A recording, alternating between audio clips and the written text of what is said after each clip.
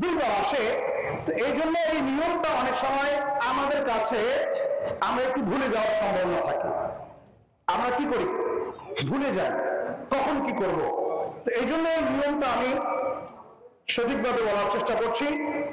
আপনারা মনোযোগ সহকারে এই নিয়মটা শ্রবণ করুন। বিশেষ করে আমরা যারা আরবি নিয়ত জানি তারা এভাবে নিয়ত করতে পারি, নাওয়াইতুম উসাল্লি লিল্লাহি তাআলা রাকাআতাই সালাতুল ঈদুল ফিতর মা সিত্তাতি তাকবীরাতি ওয়াজিবুল্লাহি তাআলা ইকতাদাইতু বিহা ইমাম মুতাওয়াজ্জিহান ইলা জিহাতিল কাবাতি শরীফাতি আল্লাহু আকবার।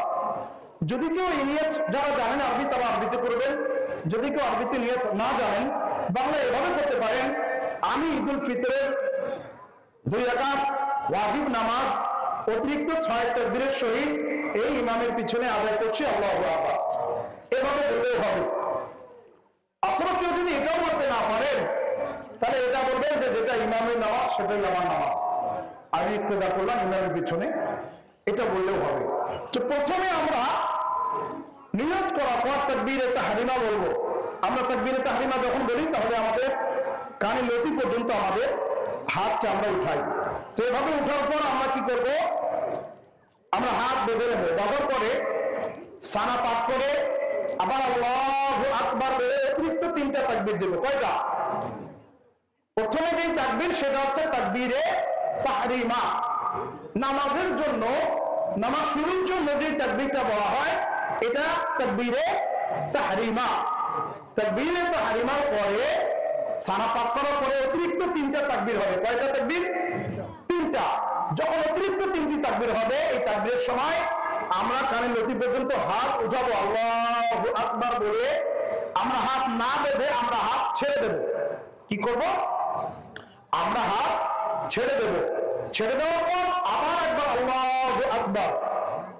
তাকবীরে তাহরিমা যেটা সেটা তো হয়ে গেছে, সেটা এখন এখানে কাউন্ট না করে অতিরিক্ত 3টার কথা বলছি। তাহলে প্রথমে একবার হলো অতিরিক্ত তাকবীরের একটা, তারপর আবার একটা আল্লাহু আকবার, 2টা অতিরিক্ত, তারপর আবার একবার আল্লাহু আকবার অতিরিক্ত। এখন কয়টা হয়ে গেল? 3টা। আর যদি তাকবীরে তাহরিমা সহ যদি আমরা কাউন্ট করি তাহলে তাকবীরে তাহরিমা একটা, তারপরে অতিরিক্ত তাকবীর 3টা, কয়টা হয়ে গেল? 4টা। 4টার মধ্যে প্রথমটা হচ্ছে তাকবীরে তাহরিমা আর বাকি 3টা হচ্ছে অতিরিক্ত তাকবীর। এই অতিরিক্ত 3টা তাকবীর যখন হওয়ার পরে আমরা হাত বেঁধে নেব।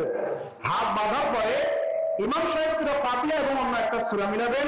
সূরা মিলানোর পরে রুকু সিজদা যথারীতি যে নিয়মে করা হয় সেই নিয়মে করবেন। আবার দ্বিতীয় রাকাতের জন্য যখন উঠবেন, দ্বিতীয় রাকাতে প্রথমে আগের সূরা কেরাত হবে। প্রথম রাকাতে শুরুতে তাকবীরে তাহরিমার পরে অতিরিক্ত 3টা তাকবীর, আর দ্বিতীয় রাকাতে আগের সূরা কেরাত হওয়ার পরে রুকুতে যাওয়ার আগে অতিরিক্ত 3টি তাকবীর হবে। ওই তাকবীরের সময় এখন আমরা কানে লতি পর্যন্ত হাত উঠাবো এবং হাত না বেঁধে হাত ছেড়ে দেব। 3টা তাকবীর অতিরিক্ত হওয়ার পরে চতুর্থ তাকবীরে আমরা ডাইরেক্ট রুকুতে যাব, রুকুর জন্য তাকবীর যেটা হবে। এভাবে আমাদের 2 রাকাত নামাজ সম্পন্ন হওয়ার পরে ইমাম সাহেব 2টা খুতবা প্রদান করবেন। এই খুতবার সময় আমরা সকলে নীরবতার সহিত আমরা খুতবা শ্রবণ করব। খুতবার সময় এদিক সেদিক কারোর সঙ্গে